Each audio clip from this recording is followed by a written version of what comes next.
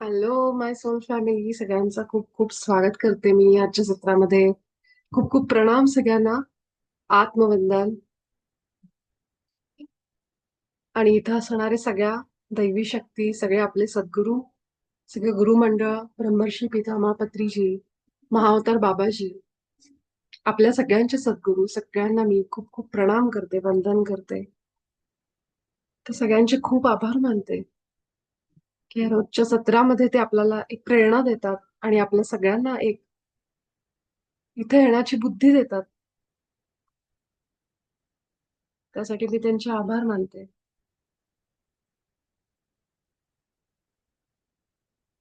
माझ्या लक्षात नव्हतं की आज आपलं रेकीचं सत्र आहे आणि मी विचारच करत होते की आज काय घ्यावं, काय काही मेसेज येतोय का किंवा काही सुचतंय का, आणि तेवढ्यातच मी मेसेज बघितला की आज, आणि मग लक्षात आलं की आज रेकी सत्र आपण घेतलं पाहिजे. कारण बरेच दिवस झाले आपण रेकी घेतलेली नाहीये. आणि अं, हे परवा जे एक व्हिडिओ टाकलाय तेव्हापासून बऱ्याच जणांचे मेसेजेस येत आहेत, रोजच्या आयुष्यातले काही असतील, छोटे छोटे असतील, की बदल होत आहेत किंवा पुस्तकं वाचन. तर पुस्तक वाचन हा एक खूप मोठा एक रोल प्ले करतो आपल्या आयुष्यात. म्हणून आपले जे पितामह पत्रीजी म्हणायचे की स्वाध्याय करा, स्वाध्याय करा. तर आपण ज्या गुरूंकडनं आपण जे घेऊ शकतो, ज्या व्हिडिओतून आपण जे घेऊ शकतो, पुस्तकातून आपण जे घेऊ शकतो, इव्हन काही माणसं बोलता बोलता सुद्धा आपल्याला रोज भेटलेली, त्यांच्याकडून सुद्धा आपल्याला जर काही ऐकायला मिळालं, त्यातून सुद्धा आपल्याला एक मेसेज असतो आणि ती गोष्ट पण आपल्याला लागू पडते. बघा तुम्ही, ती लहान मुलं असतील किंवा मोठी असतील, त्या कुठल्याही व्यक्तीच्या तोंडून आलेली वाक्य सुद्धा आपल्यासाठी मेसेजेस असतात. ते कुठलं तरी वाक्य आपल्या आतमध्ये जातं आणि आपल्याला वाटतं हे बरोबर आहे. तर ह्या प्रकारे हे काम करतं सगळं. म्हणजे इट्स लाईक अ मॅजिकच, की आपल्या मनात जे विचार आलेत ते समोरच्या माणसाच्या तोंडून आपल्याला ऐकायला मिळतात. जसं मी सांगितलं की आपल्या सगळ्यांचं जे कलेक्टिव्ह एक सबकॉन्शियस जे आहे, एक पार्ट आहे, जी चेतना आहे ती सगळ्यांची जोडलेली आहे. त्यामुळे माझ्या मनात काय चाललंय आरतीला कळेल, आरतीचं रुचिरा मॅडमला कळेल, अजून असं सगळ्यांपर्यंत ह्या गोष्टी आपोआप जातील. आणि असं वाटेल, अरेच्चा, मला हेच म्हणायचं होतं, हे कसं काय यांच्याकडून कळलं. आपण किती वेळा म्हणतो असं आहे ना, की विपुला तू जेव्हा सांगितलं त्याच्यातनं ही उत्तरं मिळाली. कसं काय, हे विचार करा ना, हे कसं काय असं शक्य आहे. कारण आपण सगळे कनेक्टेड आहोत. Everything is connected. आपल्या आतमध्येच हे ब्रह्मांड बाहेरचं आहे म्हणतो आपण. तर हे सगळं कनेक्शन आहे. तुम्ही जितके आतमध्ये विचार कराल ना, म्हणतो ना आपण की पॉझिटिव्ह विचार करा, पॉझिटिव्ह विचार करा. हे विचार सुद्धा ब्रह्मांडामध्ये बाहेर त्या गोष्टी घडवून आणतात. आपल्याला वाटतं काय होणार आहे अशा गोष्टी बोलून, पण त्याच्याने किती फरक पडतो. तर आज तुम्ही एक गोष्ट ऐकली असेल, मी जे माईंडचे जे तुम्ही बघितलं असेल एक सत्संग आज जो टाकलाय, नसेल ऐकलं तर प्लीज तो जाऊन पुन्हा एकदा ऐका तो. त्याच्यामधून तुम्हाला खूप गोष्टी कळतील. कारण आज अचानक तो माझ्या समोर आला आणि मग मला तो इतका आवडला की ध्यान साधना आणि नामस्मरण ह्या दोन्हीतला फरक पण त्यांनी सांगितला. आणि त्यांनी एक वाक्य बोलले, जे मला तुम्हाला सांगायचं. त्याच्यामध्ये त्यांच्याकडून एक वाक्य आलंय, की यातना किंवा लोकांकडनं त्रास त्याच व्यक्तीला होतो. म्हटलं ना, की त्याला सोनं जे त्याला अग्नी मिळाला की ते अजून निखरतं. अजून ते ब्राईट होतं, तेजस्वी होतं. तर त्या अग्नीप्रमाणे त्याला त्रास झाला पाहिजे. असं त्यांनी सांगितलंय. आता ते खरं त्यांनी का सांगितलं? कारण लोकांनी आपल्या आयुष्यात येणाऱ्या सगळ्या प्रॉब्लेम्सला पॉझिटिव्हली बघितलं पाहिजे म्हणून सांगितलं. जे आपण पण म्हणतो, की हे आपली काही एनर्जी असते किंवा तुम्ही त्याला शरण म्हणून जा. तुम्ही ट्रस्ट ठेवा या गोष्टींवर. तर ह्या गोष्टी अशाच नाही सांगितल्या. आपण जेव्हा कुठल्याही समस्येवर, आपण कुठल्याही चॅलेंजकडे बघतो, तेव्हा ह्या गोष्टी ज्यावेळेस आपल्या डोक्यात असतील, आपल्याकडे एक पॉवर असते. कारण आपल्याला माहित असतं, की जे माझ्या क्षमतेचं आहे तेच माझ्याकडे येतंय. आणि आज एका मास्टरने इतका छान प्रश्न विचारला, की विपुला आम्हाला ते हे सगळं समजलं, की ह्या गोष्टी कशा काम करतात किंवा सोल प्लॅन आपण कसा घेऊन येतो. पण मग आपण असंच जगायचं का त्रासामध्ये? हाच तर प्रश्न आहे. हाच तर प्रश्न आपल्या मनात आला पाहिजे, की कुठं विश्वास ठेवायचा, कुठं सरेंडर करायचं आणि कुठं मनामध्ये असं एक आतमध्ये आलं पाहिजे, की मग मला ह्याच्यातून मार्ग मिळेल किंवा नाही. कसा मिळेल आणि मिळाला तर? मग बाबाजी आठवतात मला. मी त्या मास्टरला हेच सांगितलं, की हा प्रश्न आतमध्ये उठला पाहिजे, की मग हे सगळं मान्य की हे त्रास सहन होतोय, करतोय आपण जे काही आहे ते. पहिलं तर आपण त्याच्याकडे मानसिक त्रास होतो म्हणजे होतोच. आणि मग त्यानंतर जेव्हा आपल्याला हे जाणवतं की ह्या गोष्टीतून मला मार्ग पाहिजे, तर तो मार्गाकडे आपण जातो. आपण जर आपल्याला दिसलं आपण फक्त सहन करत बसलोय, आपण म्हणतच नाही की मला ह्याच्यातनं बाहेर कसं पडायचंय, हे मला दाखव मार्ग. हे जोपर्यंत आत ते वादळ उठत नाही ना, तोपर्यंत मार्ग मिळत नाही. कारण त्याला वाटतं की तुम्ही त्या वादळातच तुम्हाला आनंद आहे. असाच मेसेज बाहेर जातो की शी इज एन्जॉईंग दीज इमोशन्स. हे जे सॅड, ही निराशा, हे रडणं आहे ना, तिला मजा येते आत्म्याला या. हे त्याला आवडतंय, हे थर्ड डायमेन्शन. जिथं स्वार्थ आहे, जिथं द्वेष आहे एकमेकांमध्ये, हे सगळं आवडायला लागलंय. हे समोर समोर नाही, बरोबर नाही. कॉन्शियस माइंड मध्ये नाही करणार. कॉन्शियसला तर दुःख वाटेल, आपल्याला वाटेल असं कसं कोणाला आवडेल. पण हे आपण जर विचार केला खोलवर, तर ह्या सगळ्या भावनांचं जे मॅट्रिक्स बनवलंय, हे आपण एन्जॉय करायला लागतो असं वाटलं. त्यात आपल्या भावना तशा आल्या पाहिजेत की मला ह्याच्यातनं मार्ग पाहिजे. नुसतंच त्रास देते म्हणून रडून एकट्या एका खोलीमध्ये बसून उपयोग नाहीये. ह्याच्यातून मी बाहेर कशी पडू हा प्रश्न आतमध्ये उठला की मग आपल्याला मार्ग मिळतो. आणि त्याच्यावरचा मार्ग म्हणजे काय? एकतर सगळ्यात महत्वाची गोष्ट समजून घ्यायची की जी परिस्थिती आहे, ठीक आहे, ती काहीतरी आहे. आहे म्हणजे आहे ती ऍक्सेप्ट आहे मला. मी हे स्वीकारते पहिले. हं? त्यानंतर आपण बाबाजींचं जे सांगितलेलं आहे युनिफाईड मध्ये, ते सगळ्यात उपयुक्त आहे. मी हे नुसतंच पुस्तकी ज्ञान बाबाजींचं पुस्तक वाचून आले म्हणून नाहीये. त्या पुस्तकाने माझं आयुष्य बदललंय. मला माहित नाही इतकी लोक युनिफाईडचा कोर्स करत असतील, करतीलही. पण जर खरंच ती प्रॅक्टिस आपल्या आयुष्यात आणली, तर तुम्ही बाकी कुठलीही पुस्तकं वाचू नका. पण बाबाजींचं युनिफाईड पुस्तक जर आपण आपल्या आयुष्यात उतरवलं, तर मला गॅरंटी की आपण कुठलाही प्रॉब्लेम असू दे, काही असू दे, त्याच्यावर आपल्याला सोल्युशन मिळणार आहे. इतकं ते पुस्तक माझ्यासाठी म्हणजे लाईफ चेंजिंग ठरलं. आणि ठरत आहे, कारण अजून पण मला कुठे वाटलं की मी डळमळते किंवा काही होतंय की मी लगेच बाबांचं पुस्तक हातात घेते. कुठलंही अजून बाकीची पुस्तकं, जसं आता आपण पल्लवी मॅडमचं त्या दिवशी बघितलं मास्टरचं, ते तसं आहे. अशी अनेक पुस्तकं आपल्या जवळ आहेत. आता आपल्याच ग्रुपमधली मास्टर, जिने मला सांगावं की जी स्वतः एका परीक्षेसाठी बसतीये आणि जिचं मागचे 2-3 वर्ष खूपच आव्हानांमध्ये गेले. आणि ज्या दिवशी तिने मला कॉल केला होता, मला आठवतंय, तिला बोलताही येत नव्हतं अशी परिस्थिती होती. आणि पूर्णच्या पूर्ण वेळ ती फोनवर अशा रडणाऱ्या आवाजामध्ये, निराशेमध्ये, लहान वयाची मुलगी. मला समजत नव्हतं की इतकं काय असं म्हणजे कशातून ही जाते. मग तिने तिचं पूर्ण मला सगळं सांगितलं काय काय झालं ते वगैरे. काही गोष्टी आपल्या इथं ऐकल्यानंतर तिने ऐकल्या. पण जेव्हा पुस्तक वाचलं तिने, द सरेंडर एक्सपेरिमेंट म्हणा किंवा अजून कुठली पुस्तकं जी आपण बोललोय मागच्या काही दिवसांमध्ये, मेनी लाईव्स मेनी मास्टर्स, त्यानंतर आणि हे रोजच्या ध्यान सत्र, अजूनही ती बाकी चॅनल्सवरचे ध्यान सत्र करते. इतक्या कमी दिवसामध्ये तिच्यावर इतका परिणाम झाला, इतकं मोठं ट्रान्सफॉर्मेशन तिच्या आयुष्यात यायला सुरुवात झालंय की जी मुलगी पुस्तकांना हात लावायला तयार नव्हती भीतीमुळं. कारण 2 वेळा तिने ती परीक्षा दिली मला वाटतंय, 1-2 वेळा. आणि दोन्ही वेळेला तिला अपयश आलं. आणि ती परीक्षा अशी कुठली साधी परीक्षा नाहीये, त्याच्यावरून तिचं भवितव्य घडणार आहे अशी परीक्षा. आणि त्यासाठी ती बराचसा पैसा खर्च करून आपल्या फॅमिलीपासून लांब अशा अशा गोष्टींमध्ये, एन्व्हायरमेंटमध्ये राहते. म्हणजे विचार करा. आणि घरून पण प्रेशर आहे की आपल्या आई वडिलांना वाटतं ना, आता आपल्या मुलांसाठी आपण एवढ्या फिया भरतोय, एवढ्या लांब पाठवलंय, तर ते त्यांनी करून दाखवावं. ह्या सगळ्या गोष्टींचं एक बर्डन तिच्यावर आलं होतं. ती मुलगी जेवत नव्हती. ज्या दिवशी मी तिला बोलले त्या दिवशी तिला विचारलं, जेवलीस का? ती म्हणली, मला जेवण नाही जात मॅडम. मग मी जेवले की मला उलट्या होतात, मला डिसेंट्री होती. म्हणजे विचार करा कुठल्या लेवलला डिप्रेशन गेलं होतं की तिची गट हेल्थ खराब झाली, पोटात खराब, तिला सगळं जाणवतंय सगळं. त्याचा सगळ्याचा परिणाम पोटावर झालेला.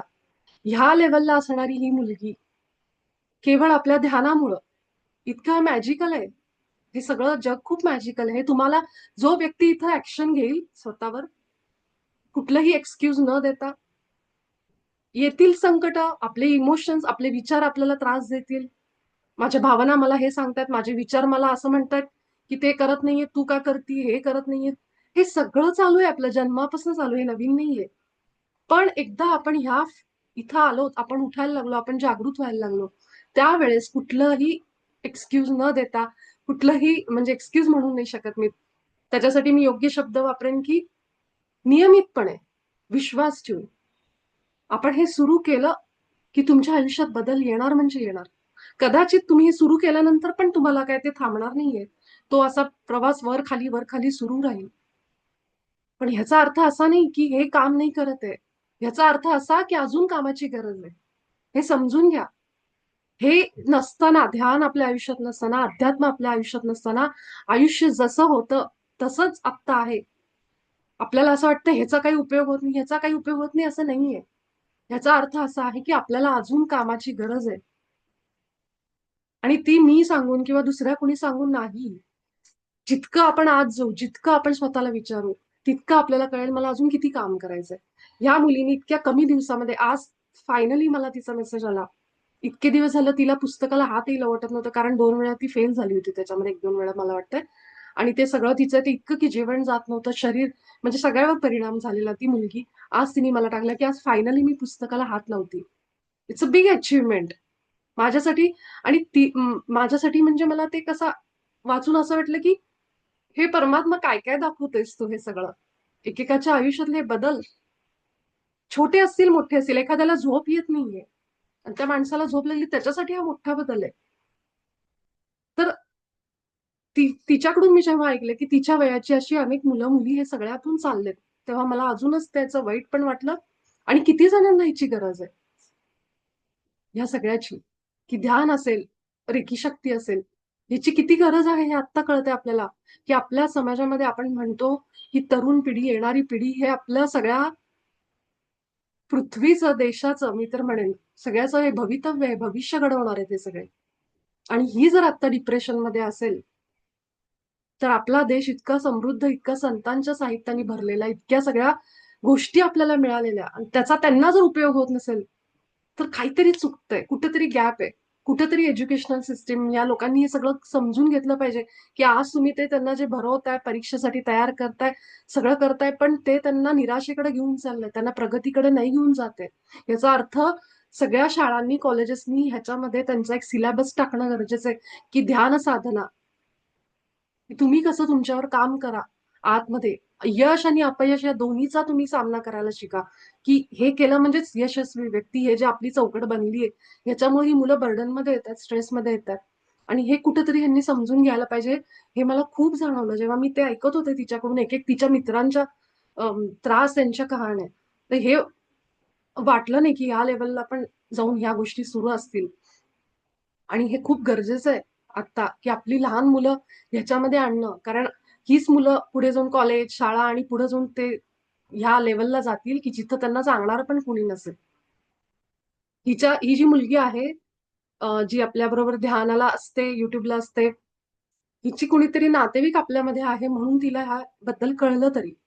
कारण मुलं जेव्हा कॉलेज आणि शाळांमध्ये असतात अभ्यासामध्ये, तेव्हा त्यांचा बाहेरच्या जगाशी संबंध संपलेला असतो. फक्त मित्र, आपलं कॉलेज, आपल्या शाळा आणि आपली जी पार्टी, हे ते छोटे मोठे त्यांचे जे चालू असतात, रोजचं भेटणं करणं, इथं जाणं, कॉफी, हे ते, ह्यामध्ये त्या विश्वामध्ये असतात. प्रॅक्टिकली मी हे सगळं सांगते.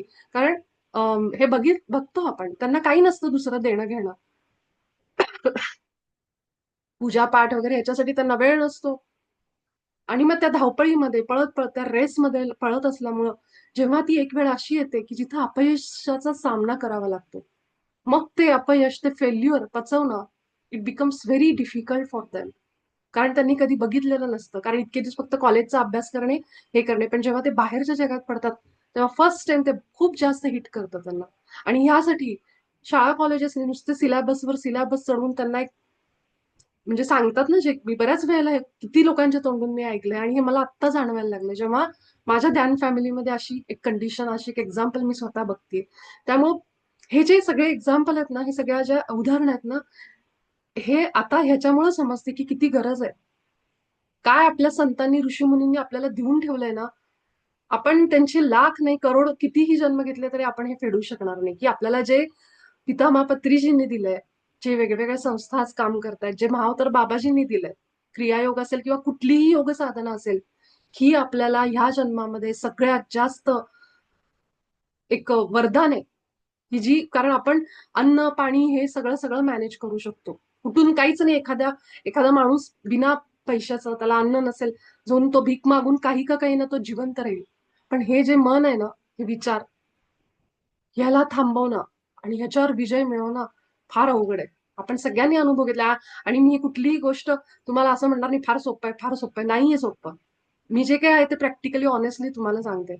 कारण मी एक माणूस आहे आणि मी ह्या जर्नीतनं गेली. मी कुठली संत नाही, कुठली काही नाही, की मी जिनी जन्मापासून योग साधना केली नाही. मी एक आयटी मध्ये काम करणारी व्यक्ती, जी ह्या फील्डमध्ये, म्हणजे ज्या इथं आल्यानंतर मला ह्या गोष्टी समजतात, की ह्या योग साधनेचं किती महत्व आहे आपल्या आयुष्यात. कारण आपण सगळ्याशिवाय जगू शकतो. म्हणजे काहीही ऍडजस्ट करू शकतो, मॅनेज करू शकतो. पण आपले विचार आपण कॉम्प्रोमाइज नाही करू शकत, ऍडजस्ट करूच शकत नाही. त्यांना थांबवणंच शक्य नाहीये. कारण ती मशीन आहे जी कंटिन्युअस चालू आहे. कंटिन्युअस चालू आहे. त्याला थांबवलं तरी ते मध्ये मध्ये घालतं. बघ, ते असं केलं बघ. म्हणजे सतत त्रास देणारं कोण आहे तर हे विचार. ह्याची पॉझिटिव्ह साईड पण आहे, की आपल्याला कुठल्या कुठे घेऊन जाऊ शकते जर आपण ह्याला नीट चॅनल केलं. पण खरं तर बघायला गेलं तर आपण जेव्हा म्हणतो ना, की खूप सोपं आहे विचारणं, असं म्हणजे हे मला तर नाही वाटत. हे सगळ्यात अवघड काम आहे. आपण करतोय यासाठी पहिले तर स्वतःचं अभिनंदन करा. कारण स्वतःलाही ते श्रेय देणं गरजेचं आहे. आपले गुरुमंडळी तर आहेतच, ज्यांनी आपल्याला इथं आणलं. पण आत्ता जाणवते की योग आपल्या आयुष्यात असणं आणि हे सगळे आपले जे सत्संग, प्रवचन, ही सगळी जी दासबोध असेल, अजून ज्ञानेश्वरी असेल, जे आज माईंनी जे सांगितलं ना, की ज्ञानेश्वर महाराजांनी स्वतः सांगितलं, व्रत वैकल्य बंद करा, काही गरज नाहीये त्याची. म्हणजे त्यांनी तो अनुभव पण सांगितला, तुम्ही ऐकला असेल, की जेव्हा माधवनाथ स्वामी ज्यांना त्यांना म्हणाले, की तू वारीला जाऊन आलीस ना, आता बास. का म्हणाले असं? कारण त्यांचं ते काम नाहीये. तरी असं म्हणत होती, तुझं हे काम नाही, तुला जे काम दिले ते तू कर. तर माईंनी ते सांगितलं, की प्रत्येकाला काम दिलं, प्रत्येकाला एक मिशन आहे. आणि समोर जो व्यक्ती तुम्हाला छळतोय, त्रास देतोय, त्याचा तो रोल प्ले करतोय. त्यामुळे हा जो प्रवास आहे ना, हा आपल्या आतला आहे. आपला प्रवास आहे, दुसऱ्याचा नाहीये. त्यामुळे असं कधीही वाटलं, की ह्याच्याने मला काही फरक पडत नाहीये, असं जर तुम्हाला वाटलं, या साधनेने मला कधी कधी साधना करायची इच्छा होत नाही, ध्यान करायची, हरकत नाही, करू नका त्या दिवशी. जबरदस्ती जाऊन आता मी डोळे बंद करून बसते, मनात खूप विचार येते, रडू येते, ठीक आहे, त्या दिवशी नका करू. मी तर असं सांगेन, त्या दिवशी तुम्ही शांत बसा, म्युझिक ऐका, लाईट व्हा थोडंसं, जे तुम्हाला वाटतंय, रडायचं रडून घ्या थोडंसं, फ्री व्हा. पण ह्या साधनेने काही होत नाही असं म्हणू नका. का? ही साधना न करता तुम्हाला काय होतंय? हे साधना न करताना आयुष्य कसं होतं हे आठवा. मग साधना करून हळूहळू जर फरक पडत असेल, तर काही औषधं असतात ना, त्याचं जे विष तितकं जर असेल ना, आपलं म्हणजे म्हणतो ना, की तितकं जर पॉवरफुल असेल, तर त्याच्यावरचं औषध सुद्धा आपल्याला तसं तसंच थोडं थोडं का होईना एवढ्या एवढ्या मात्रेमध्ये देऊन रोजच्या रोज त्याला केलं पाहिजे आपण. तर असं कुठेही नाहीये, की मी हे युनिफाईड पुस्तक नुसतं वाचून तुम्हाला सांगते. यातली प्रत्येक गोष्ट माझ्या आयुष्यात मी लागू केली, जी बाबाजींनी सांगितली. ज्या वेळेस तुम्हाला असं वाटतंय, की समोरच्याकडनं मला येणारा त्रास कमीच होत नाहीये, त्यावेळेस तर पहिलं आपलं आलं ऍक्सेप्टन्स.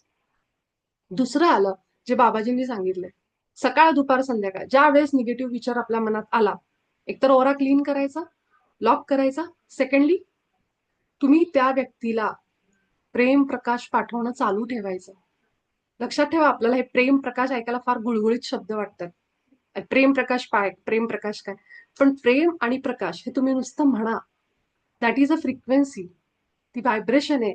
त्या व्यक्तीने तुमच्याकडे कितीही निगेटिव्ह एनर्जी सोडली.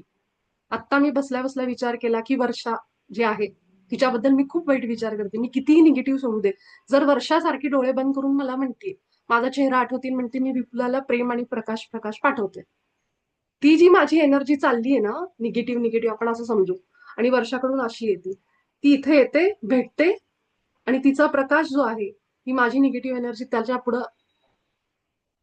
फिकी पडते आणि त्या प्रकाशामध्ये कन्व्हर्ट होते. म्हणून हे करायचं, की जो कुठला बाण समोरून येतोय, त्या बाणाला खाली टाकण्यासाठी तुम्ही जर त्या व्यक्तीला सारखे प्रेम प्रकाश पाठवत असाल, त्या व्यक्तीची निगेटिव्हिटी ते ऍब्सॉर्ब करेल, त्याची फ्रिक्वेन्सी चेंज होते. लव्ह मध्ये येते ती, लव्ह आणि लाईट मध्ये येते, लाईट. लाईट इज अ प्रकाश. आणि जेव्हा तुम्हाला हे जाणवेल, हे जेव्हा तुम्ही करत राहाल, कधी काय विचारायचं नाही, कारण ते टाइम त्याच्याकडे, ते सरेंडर, ते सोडून द्यायचं, समर्पण. एक दिवस असा येईल, ती व्यक्ती चेंज झालेली तुम्हाला दिसेल, आणि तुमच्या आतमध्ये चेंज होऊन जाईल. तुम्हाला आता गरजच राहणार नाही त्या व्यक्तीने तुमच्याशी गोड बोलावं नाही बोलावं, काहीच फरक पडणार नाही. तुमची आतली फ्रिक्वेन्सी एवढी चेंज होऊन जाईल की तुम्हाला त्याच्याबद्दल दया येईल. ह्याचं एक जागृत उदाहरण आपल्याच ग्रुपमधल्या दीपाली मॅडम, तुमचं नाव घेते, त्या आहेत. कारण त्यांनी मला हा अनुभव त्यांचा काल सांगितला. तर त्यांचेच एक जण होते की ज्यांचा थोडा त्यांना त्रास व्हायचा. पण दीपाली मॅडमच्या मनामध्ये आता जेव्हा ती व्यक्ती समोर येते, कुठलाही राग नाहीये, कुठलाही त्यांना त्रास होत नाहीये. की त्या म्हणतात की त्या व्यक्तीने मला आता कितीही त्रास दिला, पण माझ्यासमोर आता जी ती व्यक्ती येते, बाकीची लोक नावं ठेवतील, पण खरोखर म्हणल्या विपुला मॅडम की मी त्या व्यक्तीला मनापासून ऍक्सेप्ट केलं आणि मला उलट आता दया येते त्या व्यक्तीची. इतके त्यांचे भाव बदललेत. म्हणजे आय वॉज थ्रिल्ड. जेव्हा मी ऐकलं तेव्हा मला खूप असं हे झालं.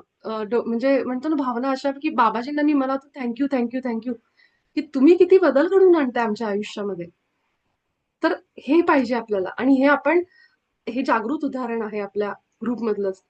तर हे समजून घ्या की समोरून आपण कुणालाही बदलू शकत नाही.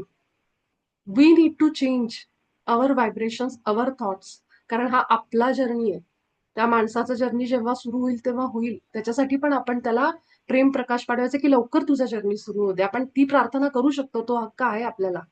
कारण ती व्यक्ती कुठल्या तरी शत्रूच्या का नात्याने ती माझ्याशी जोडलेली. त्यामुळे मी करू शकते ती प्रार्थना. ठीक आहे. तर ह्या गोष्टी समजून घ्या. आयुष्यात काहीही होऊ दे, कितीही वादळ येऊ देत, आपली साधना सोडायची नाही. जे पितामह पत्रीजींनी सांगितले की ध्यानी यानी हर समस्या का समाधान, हे वाक्य लक्षात ठेवायचं. ध्यानच आहे जे आपल्याला बाहेरच्या जगापासून पूर्ण बाहेर काढणार आहे त्या मायेतनं, आणि ते आपल्याला आत घेऊन जातं, आपल्याला आत जायला मदत करतं. ठीक आहे. तर आपण सगळेजण ह्या नोटवर आपली रेकी सत्र सुरू करू. आज 22 फेब्रुवारी, तुम्ही बघितलं असेल बऱ्याच वेळेला 222 पोर्टल असं दिलेलं आहे. तर मला फारसं त्याच्यातलं माहित नाही, पण नंबरची जादू असते, तर असंच काहीतरी असेल, एक एनर्जी असेल. आरतीनी पण लिहिलंय बघा, प्रेम आणि प्रकाश दिल्यामुळे मला खरंच खूप चेंजेस झालेत.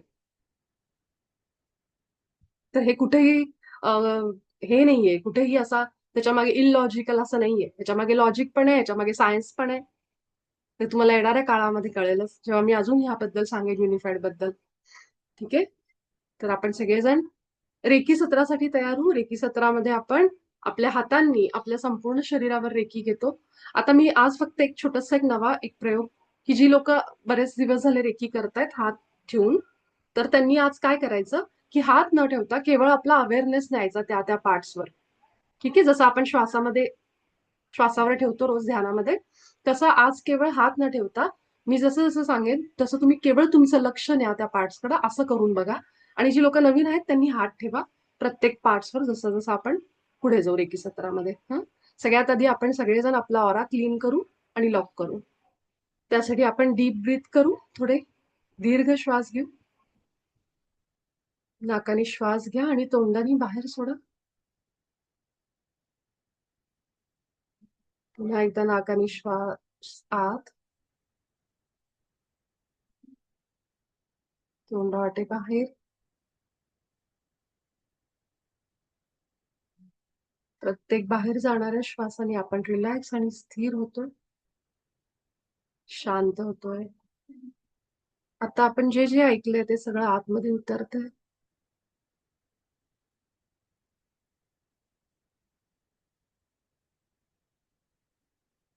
स्वतःवर विश्वास, आपल्या गुरूंवर विश्वास, परम चैतन्यावर विश्वास, आणि सगळं लक्ष आपल्या हृदयावर, आपल्या छातीच्या मध्यभागावर लक्ष ठेवा. एक मोठा श्वास घेऊ आपण आणि तोंडावाटे सावकाश बाहेर काढू.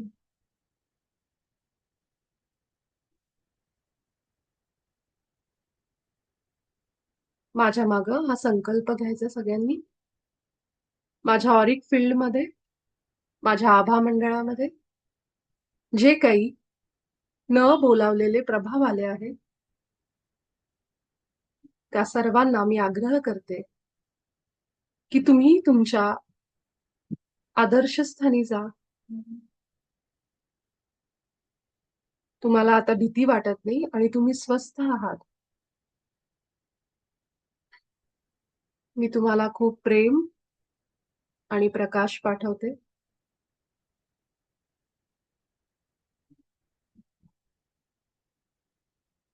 माझ्या उच्च आत्म्याला मी आग्रह करते की तू ह्या सर्व न बोलावलेल्या प्रभावांना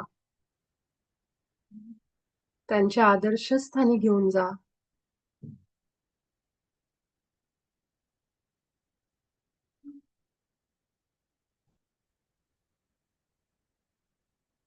माझा आभा मंडळ मी माझ्या हायर सेल्फ म्हणजेच उच्च आत्म्याला सोडून बाकी सगळ्यांसाठी पूर्ण बंद करते. आपण आपला ऑरा आभा मंडळ लॉक केलेलं आहे.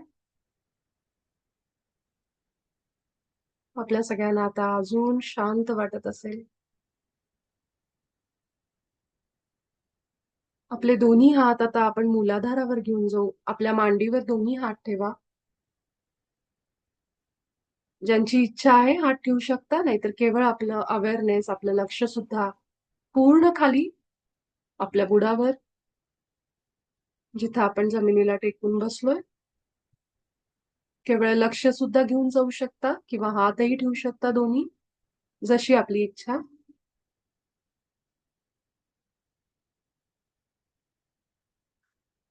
आपल्या सगळ्या शरीराचा भार आपल्या खालच्या बाजूला अनुभव करा, फील करा. सगळ्यात खालचा भाग.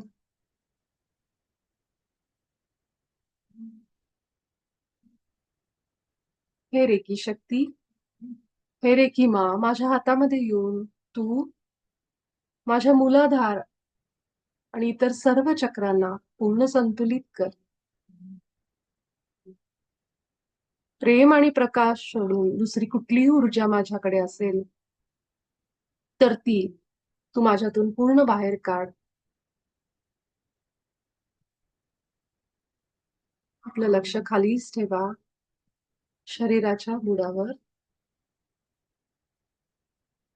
आपला एक एक श्वास आपण खालच्या बाजूनी घेतोय.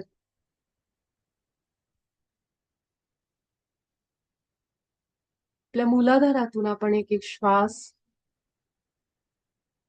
घेतोय आणि सोडतोय. म्हणजेच आपले श्वास खाली फील करा चक्रामध्ये. हळूहळू प्रॅक्टिसनी हे जमेल, ज्यांना आत्ता जाणवत नाहीये. आपण जितकं एकाग्र होतो तितकं आपल्याला हे श्वास सुद्धा खाली जाणवायला लागतात माकड हाडामध्ये.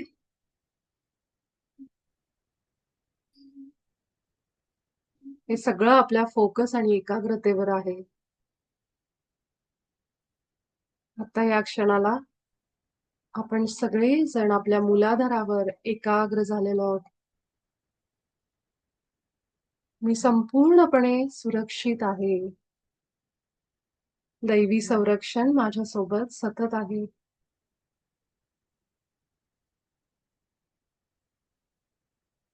जमिनीला घट्ट धरू नये. आपल्या खालच्या भागातून एखाद्या झाडाप्रमाणे लांबच लांब मुळं निघालीत अशी कल्पना करा.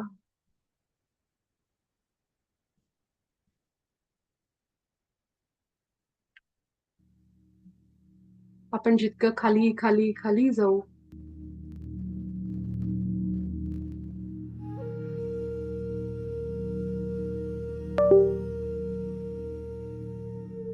तितकं आपले फोकस आणि एकाग्रता वाढल्याच आपल्याला जाणवेल. आपले लक्ष श्वासांवर आणि खालच्या भागावर.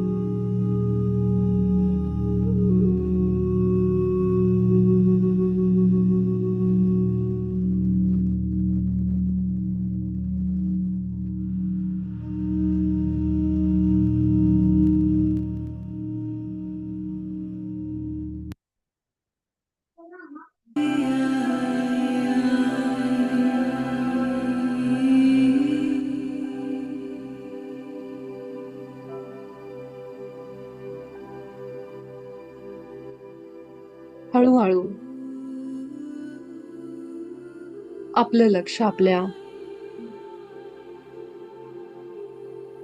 मणिपूर चक्रावर म्हणजेच आपल्या नाभीवर घेऊन या आणि आपला उजवा हात डावा हात आपल्या नाभीच्या भागावर ठेवा. एकाग्र व्हा आपल्या पोटामध्ये. हे पोटच आहे, हे मणिपूर चक्रच आहे, जिथून आपण कृतीसाठी ऍक्शन घेण्यासाठी उभे राहतो.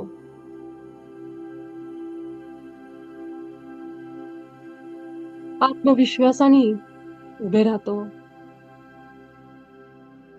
हीच ती ऊर्जा आहे जी आपल्याला अनेकदा अपयश आलं तरी सुद्धा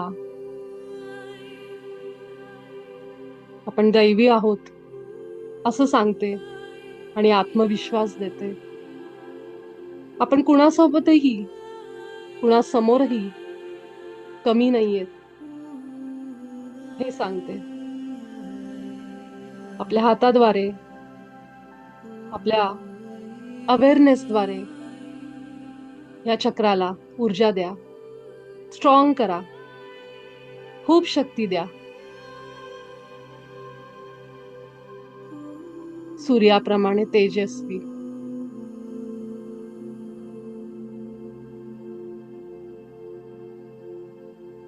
सुंदर पिवळा असा रंग.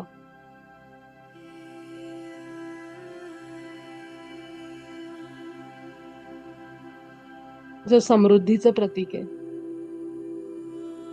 जितकं आपलं लक्ष आपल्या नाभीवर मणिपुरावर तितकी शक्ती वाढतीये. सगळी शक्ती आपल्या आत आहे.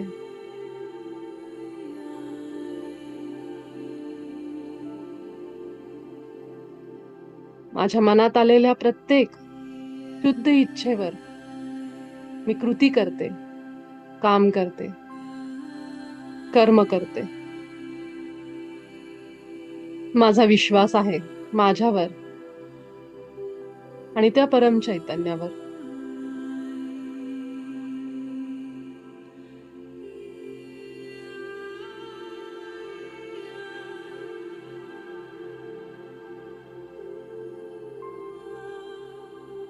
एक एक श्वास जाणवू दे आपल्याला आपल्या पोटावर, आपल्या नाभीवर. माझे श्वास, माझं लक्ष, माझी चेतना सगळं काही एकत्र आलंय माझ्या नाभीवर. सगळ्या शरीराची शक्ती आत्ता पोटामध्ये आहे.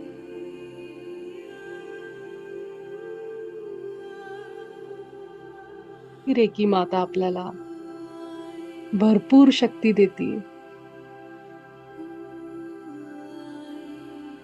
की उठा आणि कार्य करा, स्वतःसाठी जगा.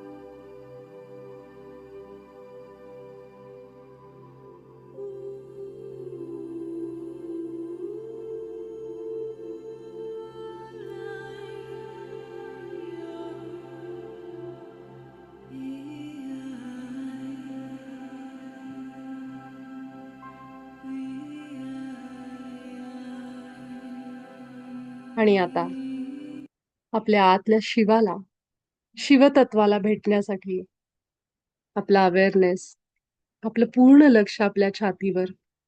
सगळ्यात महत्वाचं हे दार आपलं हृदय चक्र. पूर्ण लक्ष आपले दोन्ही हात आपल्या छातीवर. एकही क्षण आपण आपलं मन इकडं तिकडं पळू देऊ नका. पूर्ण समर्पणाने, विश्वासाने, प्रेमाने आपल्या आतमध्ये असलेल्या या महादेवाला भेटा, जो अनेक जन्म झाला आपली वाट बघतोय.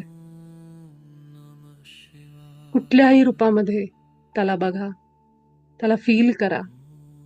हे शिवतत्व आपल्या गुरूंच्या रूपात, आपल्या देवतेच्या रूपात आपल्या हृदयात आहे.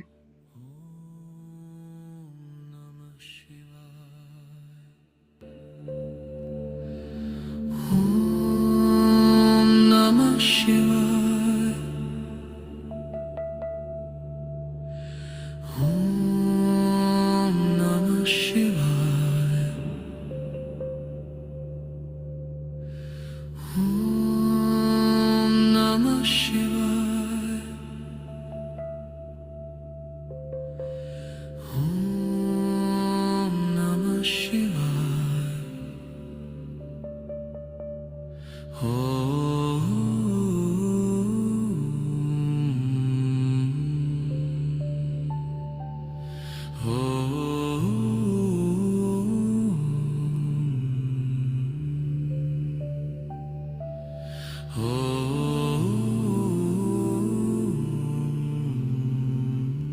द्या सगळं सोडून.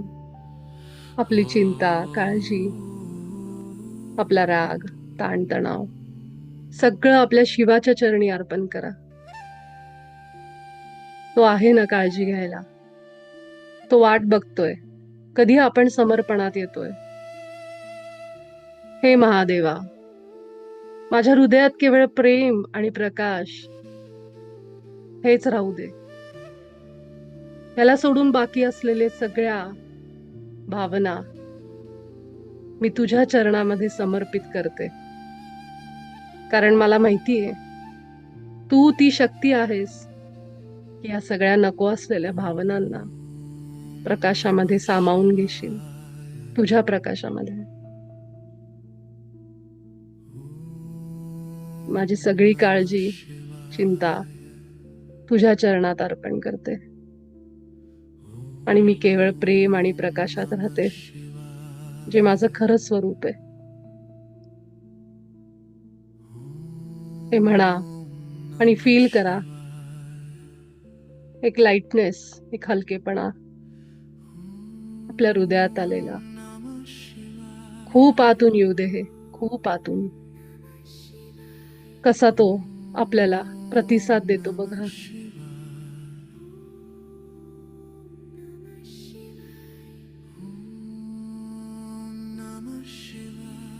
अजून काही वेळ आपण ह्याच अवस्थेमध्ये राहा. केवळ हृदयावरच आज थोड्या वेळ ध्यान करा आणि आपण सगळे भेटू आपल्या उद्याच्या सत्रात. हृदयस्थ राहा आणि आभार माना रेकी शक्तीचे. आपल्या सगळ्यांचे अनेक अनेक आभार.